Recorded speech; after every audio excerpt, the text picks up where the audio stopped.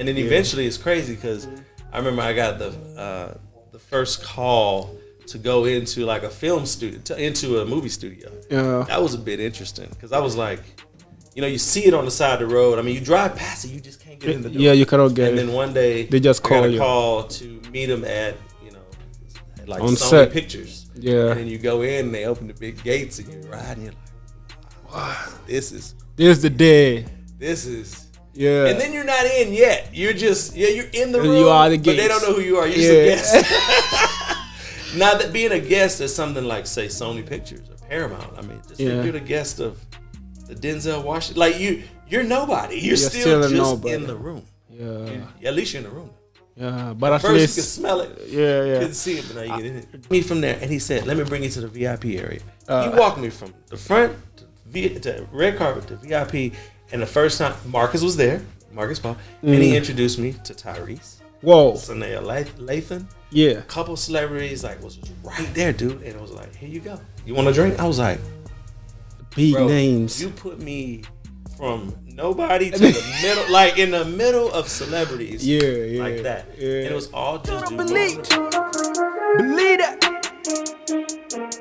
Yeah, lit by lit focus. Yeah, and today we have a legend on the show. This is somebody who started how many years ago? I don't know. This is 21 years ago. Filming, planning shows, entertainment. I don't know. He's here. He'll tell us everything today. I cannot hype him enough. He's in the house. His name is Scott. The second name, he'll show me how to pronounce it. Hubert. Like apple and bear. Hubert. Yeah. Don't read it. It's terrible to read. It's terrible to read. Yeah, man. So, what's up? Welcome to the show, man. Thank you, Don. Yeah. This is our first episode, man. Right. So, bro, tell me about it.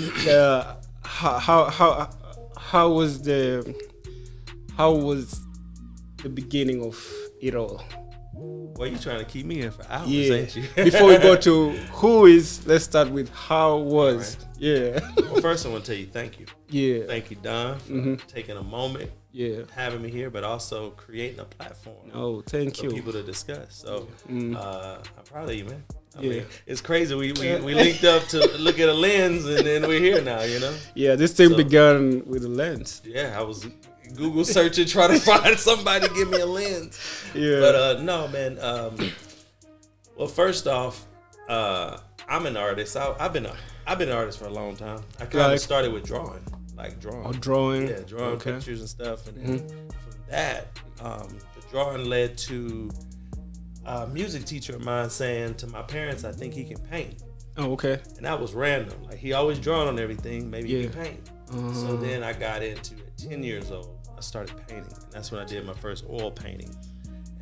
And, painting is something to like what you got up there. Yeah, we go. That's Venice. Yeah, I see that. Yeah, it's very nice. Yeah. But we did painting. I did painting, and I did painting for a while. Like, that was something that was my thing. Like, I put on shows and little painting shows, so it was cool. But that's when I was. I played sports. Where did you go to school? Well, you make me go. Gotta back it up. It's a podcast, so we gonna go. If you want to know that much, I will give you everything you want. Which school are we talking about?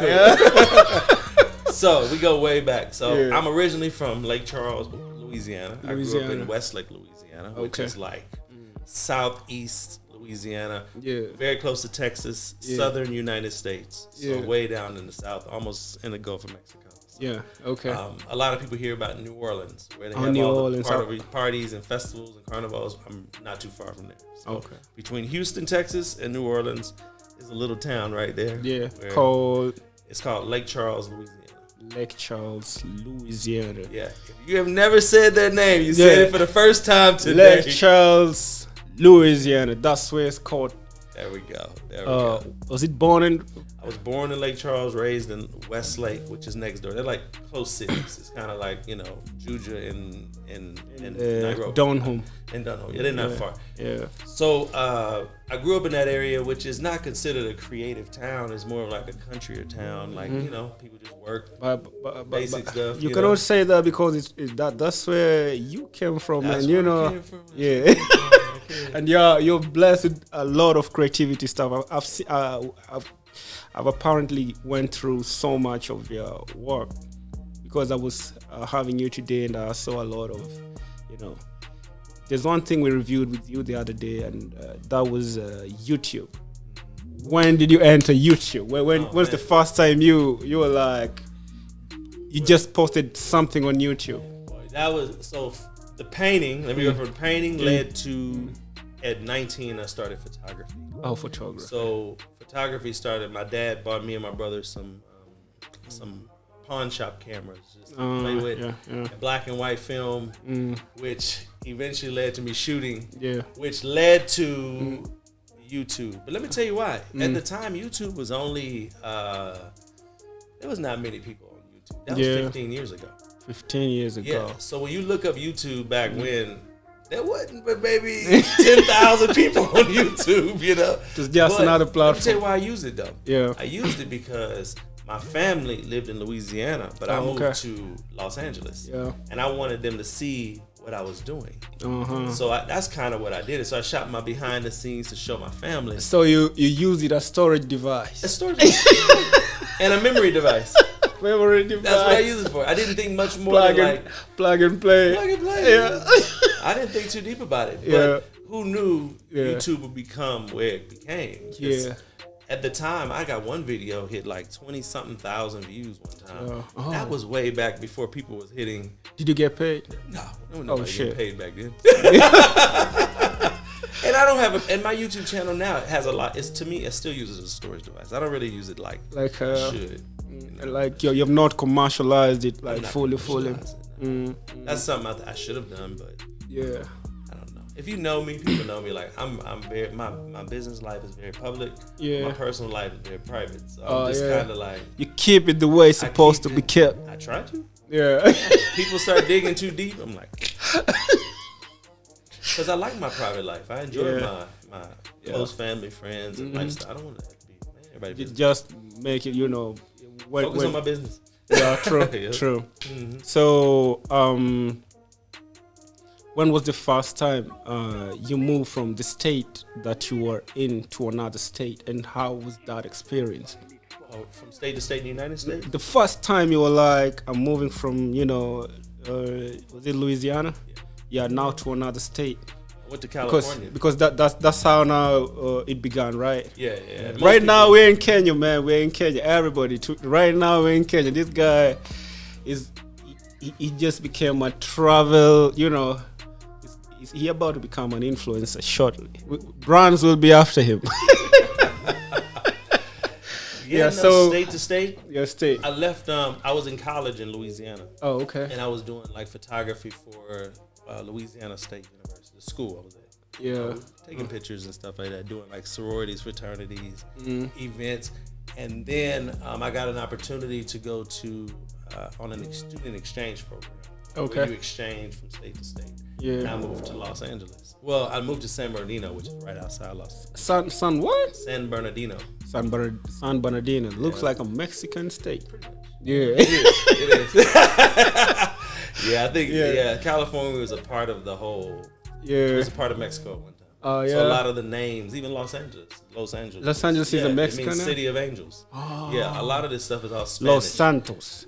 Los Angeles. It's like City of Angels. That's the way it's spelled. Yeah. Makes a lot of sense. There's a lot of San Bernardino, San Francisco, it's the whole state is full of Mexican names. Yeah. So and it's a beautiful state. Beautiful state. Mm-hmm. I moved there, but it was a dream of mine, man. Honestly, let's think about it, right? Yeah. Look at the business you in. Yeah, entertainment. Your dream, no matter what I say, would be to go to Los Angeles, LA. to Hollywood, right? Because it's in us, you're like, man, I gotta go to Hollywood. Yeah. Because no matter what you do, you're gonna always be good here. Yeah. But to make it in Hollywood, it's considered like dream. That's all of our dream. Yeah, that's entertainment. That's the American dream. It is, and everybody actually, else. That's it's the a world dream right now. Now, even if you go back to where you're from, you still want to. It's like the Mecca. Yeah, true. Of the Mecca. entertainment. Yeah, true. So I wanted to go to the Mecca of entertainment because I always believed that in order to be the best, it's to swim with the sharks. Because if I'm out here where I'm just a big guy in my little area, I wanted to fight with the real In Africa, dogs.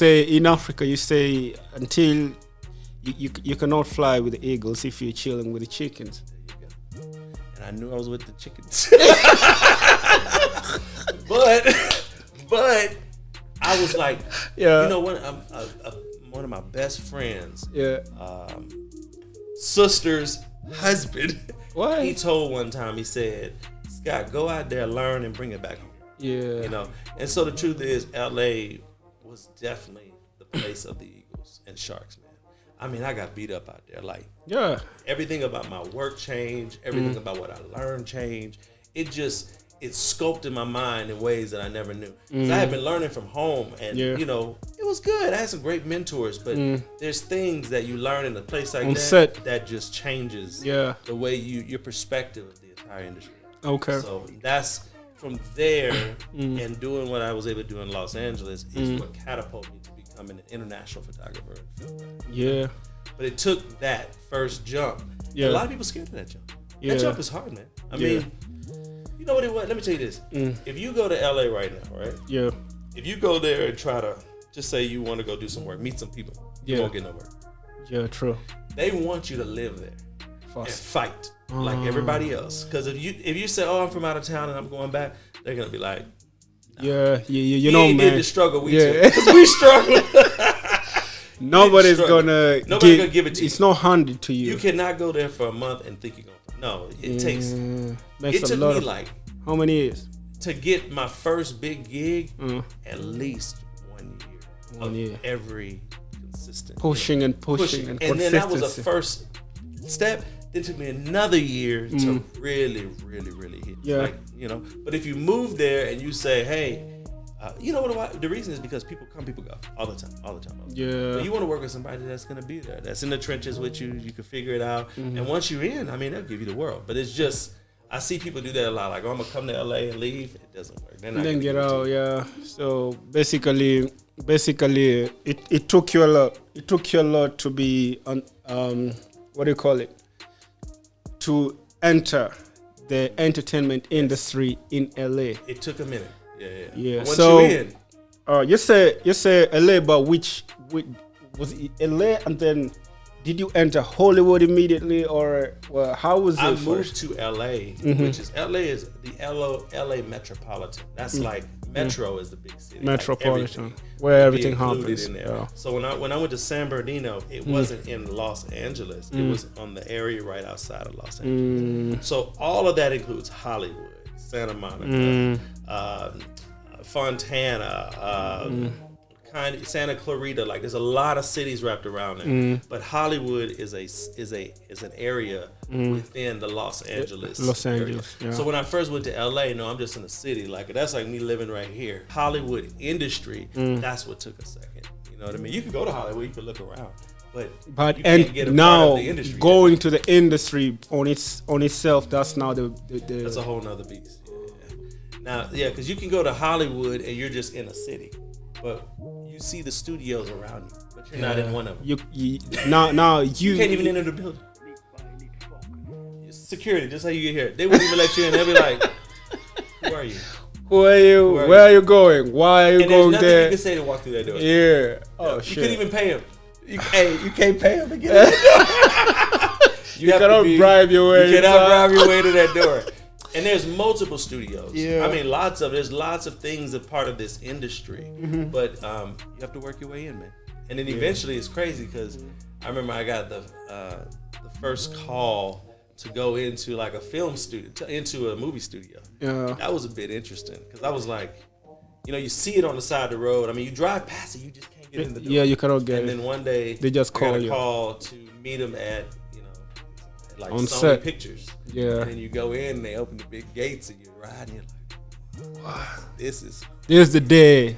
This is Yeah. And then you're not in yet. You're just you're in the And room, you are the but they guest. don't know who you are. You're just a guest. Now that being a guest is something like say Sony Pictures or Paramount. I mean, just if you're the guest of the Denzel Washington, like you're nobody. You're still just nobody. in the room. Yeah. At least you're in the room. Yeah, but at First least you could smell it. Yeah. Couldn't see it, but now you get in it. The same way I saw Kanye's story, the way he got in. They just said he was a kid with a bag. He used to move with a bag. So I think one day, Jamie Foxx is the one who spotted him. It's like, who's this kid carrying a bag for? Like, well, I'm a producer, blah blah blah, and then that's the way he found his way in. I'll tell you how I found my way in. Yeah. I was running track. Yeah. I know you can't tell. But I used to run track. But I was running track and I went to school and I ran track. Yeah. And I used to have parties at my loft, my house. Like having all the parties.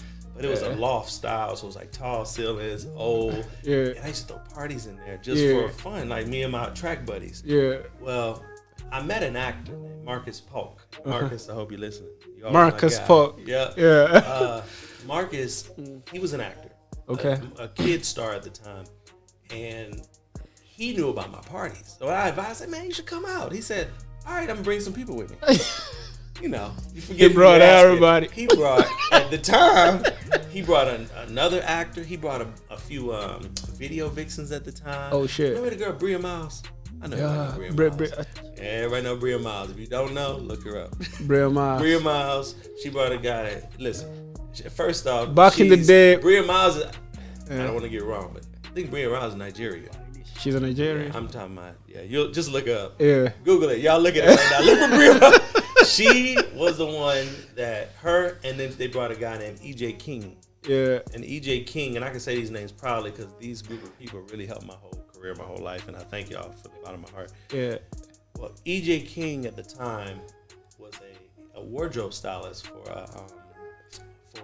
Echo and Sounds, like a PR company. Yeah. Well, he was like, "Oh, you're a photographer?" I'm like, "Yeah." I didn't know who he was. It was just a guy that came in with Marcus, you know. Okay. He was like, "Man, I want to meet up with you. We can do some shoots together." He said, "Meet Bria," and I'm like, "Oh, it's a pretty girl." I'm like, "Okay, Bria Miles," you know. And so that's how I met him. Okay. He said, "Give me your number. When we have another event, I'll let you know." I'll hit you up. And I just gave him my number, like I would give you my number. Yeah.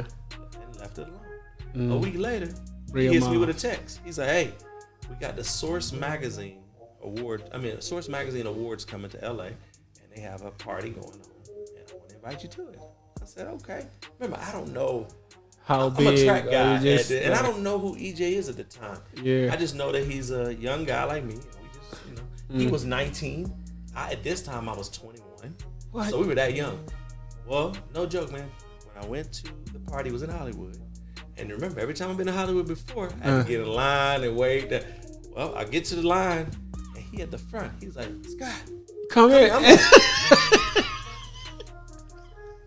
You were chosen. I go from to the front. beginning, yeah. He say, "Come on, let me walk you onto the red carpet." I was like, "What?" He walks me onto the red carpet area. Yeah. Nobody knew who I was, but he just walked me by. It was you. That's how you know you were chosen and you were made for this. Man.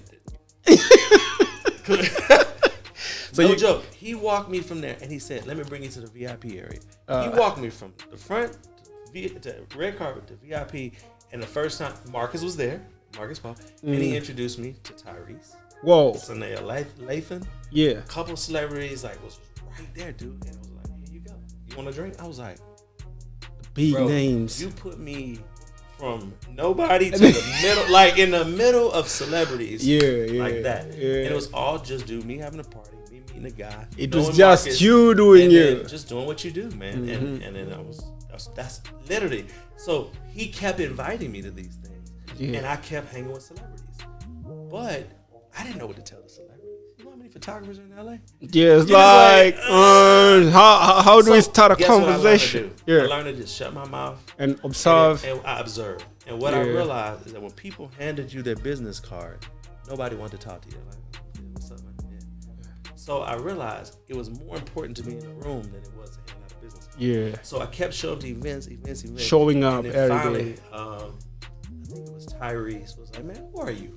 I've seen you I've somewhere. seen you at like 5 things.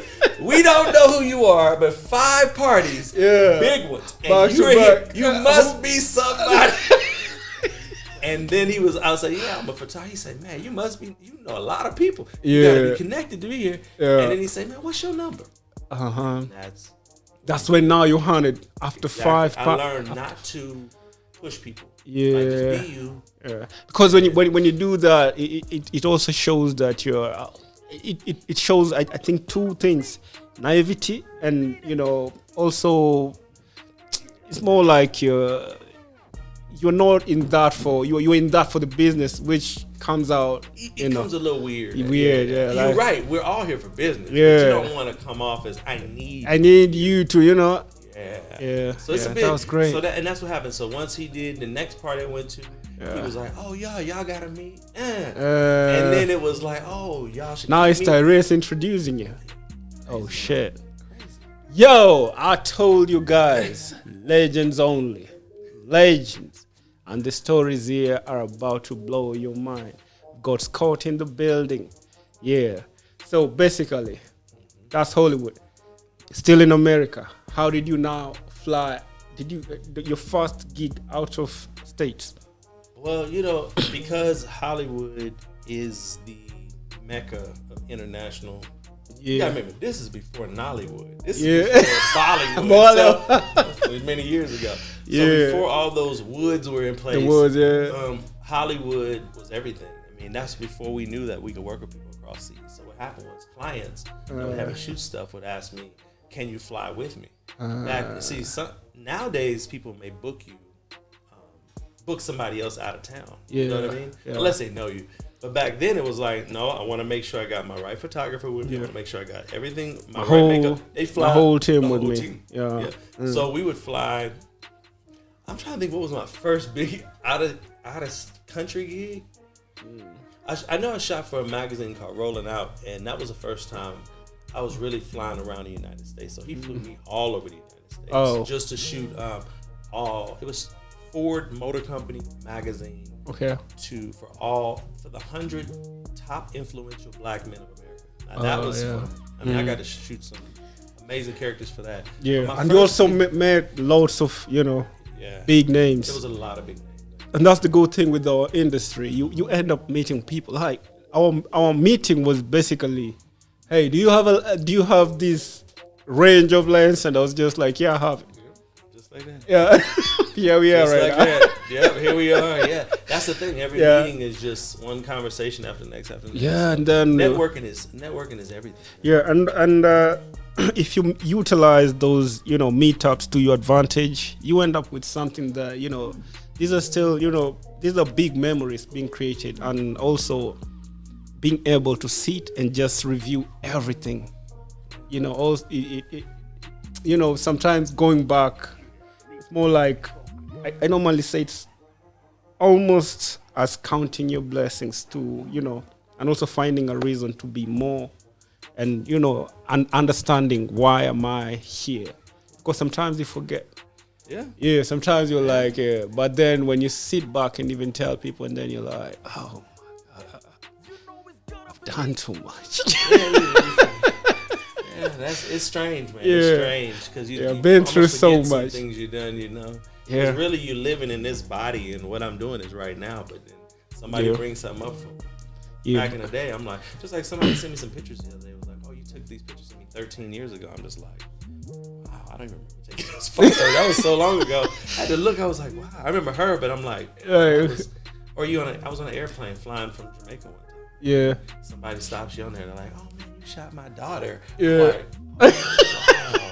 You're in the airport. It's crazy how this thing. Yeah. I've had almost 4,000 photo shoots under my belt, man. So it's just crazy looking back at your history sometimes. Yeah. And I archive most of it. So even when you go on your hard drives and now you go back and look and memory. Bullet has a lot of memories. Bullet always carries memories. He'll pull up pictures from 15 years back and be like, look at us. That's good though. Man, that's me, bro. I love that, bro. Keep doing that, bro. That's and you're like, oh my God. People think I have a good memory. Yeah, and I do have a pretty good memory. But really, it's because I've taken memories my whole life. So Yeah. sometimes I'll go back and look at those Just things and review be like, stuff. "Man, I remember that. And then Yeah. it's now.